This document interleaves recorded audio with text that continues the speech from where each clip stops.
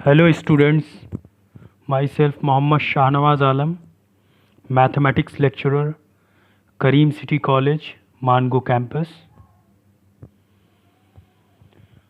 आज का हमारा टॉपिक है मल्टीप्लिकेशन ऑफ टू मैट्राइसेस।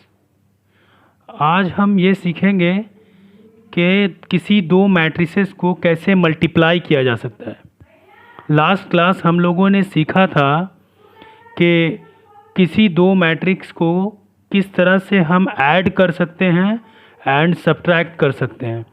आज हमारा टॉपिक है कि हमें दो मैट्रिसेस को मल्टीप्लाई करने का तरीका सीखना है।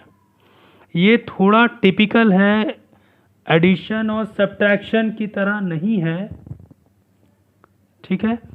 तो हम सबसे पहले यहाँ पर रूल्स को देखेंगे कि दो मैट्रिसेस को मल्टीप्लाई करने का क्या रूल है। Let A B any matrix of order m into n and b be another matrix of order n into p.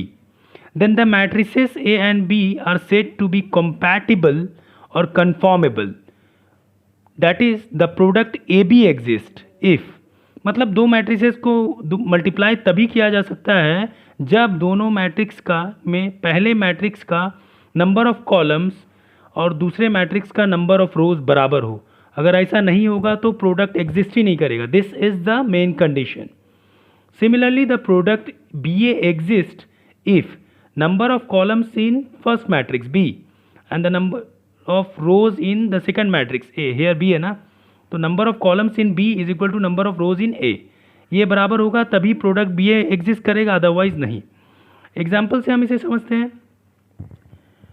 Late A is equal to, हमने एक मैट्रिक्स लिया है, स्क्वायर मैट्रिक्स है ये 2x2 का। अब B इज इक्वल टू एक matrix हमने लिया, ये भी 2x, नहीं ये स्क्वायर मैट्रिक्स नहीं, this is called rectangular matrix. ये 2x3 का मैट्रिक्स है, 2 रो 3 कॉलम। अब हमें इसको मल्टीप्लाई करना है। यहाँ पर हम देख रहे हैं कि order of first matrix A का जो है 2x2 है और ऑर्डर ऑफ B क्या है 2x3। तो इसका नंबर ऑफ कॉलम्स 2 है, इसका नंबर ऑफ रोज 2 है, इसलिए मैंने इस तरह से किया है, तो ये मिल गया, बराबर हो रहा है। तो प्रोडक्ट ए बी एग्जिस्ट होगा 2 इंटू 3, 2x3 का।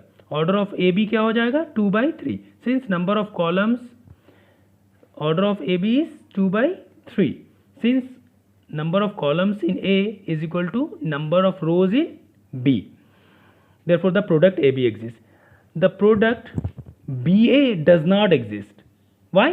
Since number of columns in B is 3 and the number of rows in A is 2, so BA does not exist। अब हम मल्टीप्लाई करने का तरीका सीखेंगे कि कैसे मैट्रिसेस को मल्टीप्लाई किया जाए। यहाँ पर हमने A भी लिख दिया, A मैट्रिक्स हमारा वहाँ गिवन है, B भी मैट्रिक्स हमारा गिवन है, वहाँ से लिख दिया हमने जो हमने अभी माना था। तो यहाँ के तरीके को सीखना है। ये एडिशन और सब्ट्रैक्शन की तरह बिल्कुल आसान नहीं है, थोड़ा सा ट्रिकी है। If you will focus definitely you will understand, okay. तो आपको क्या देखना है कि इसका रो 1 ए बी एग्जिस्ट है इसका रूल्स में, तो इसका रो 1 इसके कॉलम 1 से मल्टीप्लाई होगा। रो 1 कॉलम 1 से, रूल्स क्या है, रो 1 पहले कॉलम 1 से मल्टीप्लाई होगा, फिर वही रो 1 कॉलम 2 से मल्टीप्लाई होगा, रो 1 कॉलम 3 से मल्टीप्लाई होगा, ठीक है। उसी तरीके से हम यहाँ फिर रो 2 देखेंगे, ओके। कैसे मल्टीप्लाई करना है, रो 1 कॉलम 1, मतलब एल शेप बनाना है। इसमें क्या बनाना है, एल शेप, एल शेप आपको बनाना है, एल शेप होना चाहिए, ठीक है। यहाँ कैसे मल्टीप्लाई करेंगे, 2 2 जा 4 प्लस प्लस कनेक्ट करेंगे। रो 1 अगर कॉलम 1 से ही रहेगा तो प्लस से कनेक्ट करेंगे, सेकंड वाला एलिमेंट इसके सेकंड से, बट ये बेंड हो जाएगा ऐसे आके। 2 2 जा 4 प्लस 3 1 जा 3, खत्म।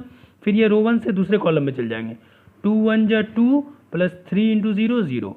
फिर रो 1 से थर्ड कॉलम में चले जाएंगे, 2 4 जा 8 प्लस 3 3 जा 9, खत्म हो गया। ये रो 1 का कॉलिंग खत्म हो गया। अब रो 2 कॉल करेगा, किसको, कॉलम 1 को।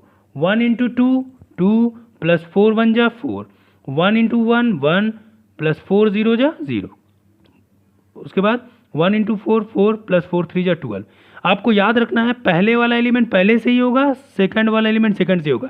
पहला हमेशा पहला से ही, सेकंड वाला सेकंड से, मतलब ऐसे चल रहे हैं तो इसमें पहला वाला पहला से होगा, सेकंड वाला सेकंड से मल्टीप्लाई होगा। अगर ऐसे चल रहे हैं, इसमें देख रहे हैं तो पहला वाला पहले से ही होगा, दूसरा वाला दूसरा से ही होगा, एल बनेगा हमेशा, ठीक है। तो आपको ये ध्यान रखना, ऐड कर देंगे रिजल्टेंट मैट्रिक्स तैयार हो गया हमारा 7 2 17 6 1 16। ये 2/3 का 2 रो 3 कॉलम है। और हम लोगों ने अभी डिस्कस किया था यहाँ पर कि ऑर्डर ऑफ ए क्या है हमारा 2 × 2, ऑर्डर ऑफ बी क्या है 2 × 3। तो ऑर्डर ऑफ ए बी क्या बना 2 × 3 का। ओके, यहाँ पर ऑर्डर ऑफ ए बी हमारा 2 × 3 का मैट्रिक्स बना है।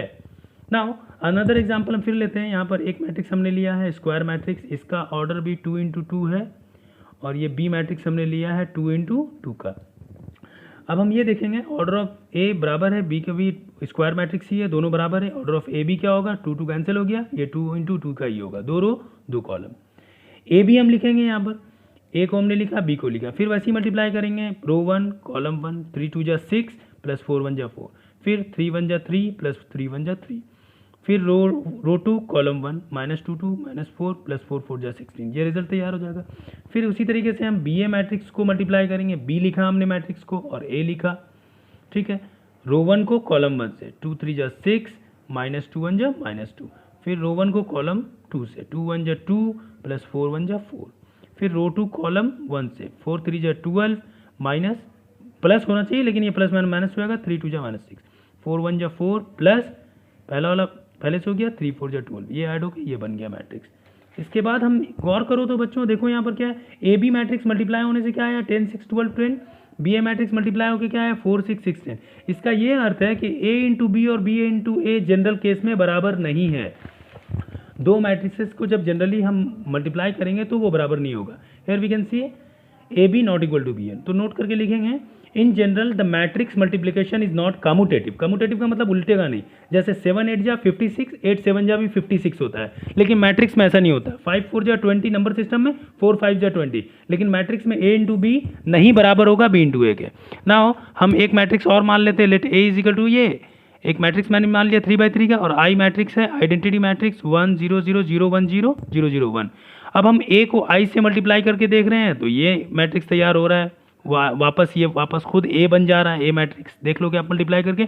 अब फिर जब हम आई को ए से मल्टीप्लाई कर रहे हैं, जिस तरह से रूल्स मैंने सिखाया, रो 1 को कॉलम 1 से, रो 1 को कॉलम 2 से ये तैयार होगा, रो 1 को कॉलम 3 से ये तैयार होगा, फिर रो 2 को कॉलम 1 से ये तैयार होगा, रो 2 को कॉलम 2 से ये तैयार होगा, रो 2 को कॉलम 3 से ये तैयार होगा, ठीक है।